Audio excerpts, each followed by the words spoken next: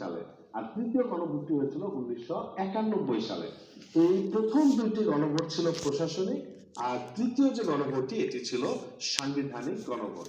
প্রথম ভোটটি আয়োজন করেছিলেন জিয়াউর রহমান, তখন তিনি প্রেসিডেন্ট ছিলেন। জিয়াউর রহমান আয়োজন করেছিলেন 1977 সালে। এখানে মূলত জিয়াউর রহমান উনার উপর জনগণের আস্থা আছে কি নেই, অর্থাৎ ওনার শাসনের একটা বৈধতা দেওয়ার জন্য এই ভোটের আয়োজন করেছিল। উনার উপর জনগণের আস্থা আছে কি নেই, উনার নীতি বা কর্মসূচির উপর জনগণের আস্থা আছে কিনা, এই নিয়ে এই গণভোটটা আয়োজন করা হয়েছিল। এখানে 88% ভোট কাস্ট হয়েছিল, তার মধ্যে 98% বলেছিল যে হ্যাঁ, জিয়াউর রহমানের উপর আমাদের আস্থা আছে। তো এটা হচ্ছে 1977 সালের গণভোটের রেজাল্ট। এরপর 1985 সালে এরশাদ যখন রাষ্ট্রপতি, তিনি যখন ক্ষমতায়, তিনি আগে ছিল জিয়া, এখন এরশাদ। এটাও কিন্তু ওই তার শাসনকে বৈধতা দেওয়ার জন্য বা তার শাসনকে আরো দীর্ঘস্থায়ী করার জন্য আয়োজন করেছিলেন। এখানে বিষয় ছিল একই, জনগণের এরশাদের উপর আস্থা আছে কিনা, জনগণ হ্যাঁ বা না জানিয়ে ভোট দিয়েছিল।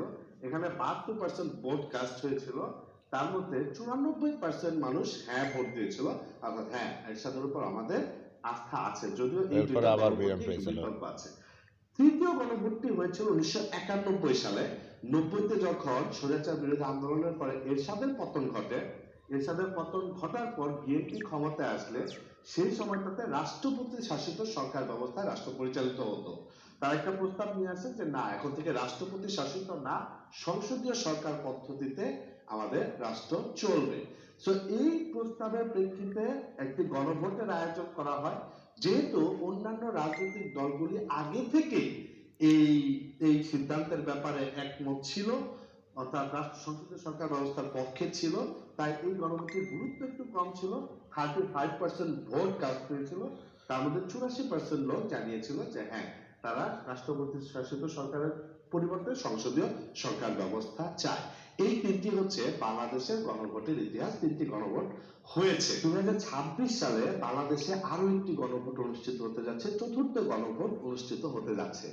এই চতুর্থ গণভোটটি আসলে কি নিয়ে? এই যে তত্ত্বাবধায়ক সরকার আসলো এই জুলাই বিপ্লবের পর, এই সরকারের একটা অন্যতম লক্ষ্য উদ্দেশ্য ছিল নির্বাচনের আয়োজন করা, ব্যবস্থা করা এবং সংস্কার কার্যক্রম পরিচালনা করা। এই সংস্কার